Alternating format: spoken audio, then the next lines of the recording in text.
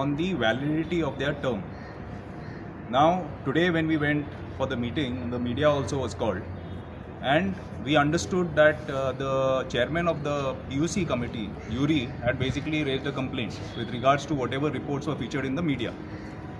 So, the speaker also asked him to come, and the whole PAC and the PUC members joined in the meeting. Mr. Yuri Alema was the first to speak on all the points, and it came then Mr. Kishore also spoke from the media, and we clarified on the issue of the validity of their tenure. The Kidzalaki, they were appointed in 2023, Jan 2023, with a term of 23-24. If you go back to what the speaker had said in the House, it was, he mentioned that the committees are being formulated for 20-24. If you go to the list of business rules, the tenure of the company, of the committee is the financial year. So technically, on 24th, March 31st, 24th, their tenure was getting over. Before that, there was another assembly session which was held. I think, and in that, in the list of business, this is the thing which was downloaded from the assembly itself. In the list of business, it is clearly mentioned here that announcement on reconstitution of panel of presiding members and budget committee. Please note that nothing has been mentioned about reconstitution of the committees which they hold, PUC and PAC. Going ahead, there was a brief report of business which is also there available on the website, which also speaks of Krishna Daji Sarkar and Nilesh Cabral as being inducted in some other committees. But no comment or statement was made with regards to the continuation of the PAC and the PUC committees. But when we were seated there, the secretary came out with a bulletin which mentioned their extension.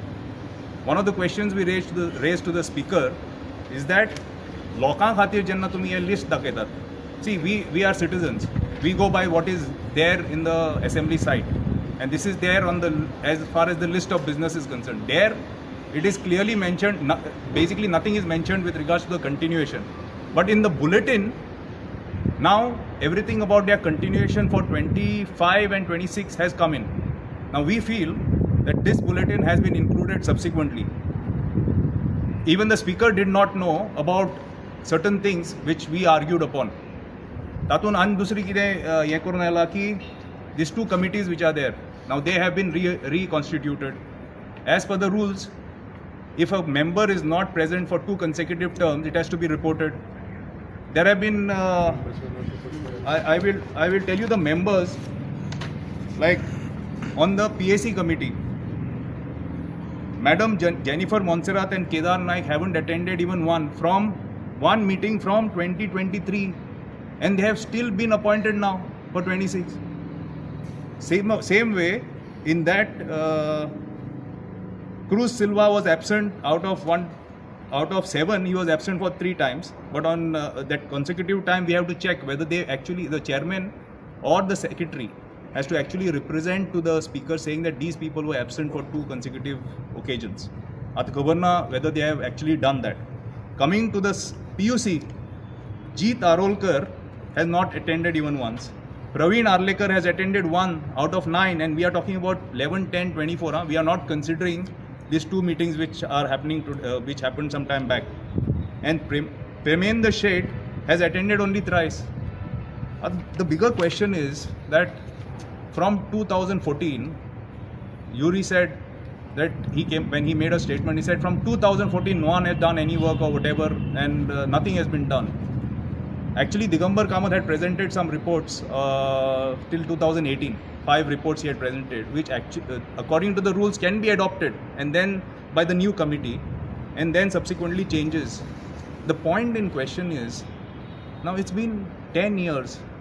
Ek Sudha report present zalna. I am least bothered about this BJP and Congress politics, or whether it was Digambar Kamath or Yuri Alemo. I am not bothered. As a citizen, we have wasted our resources on these MLAs who are part of the PAC and the PUC. Plus, these MLAs ask the attendance of all the officers. Imagine the amount of money which Goa is losing on this inefficient MLAs. If they did not present a report, why should we the exchequer be burdened?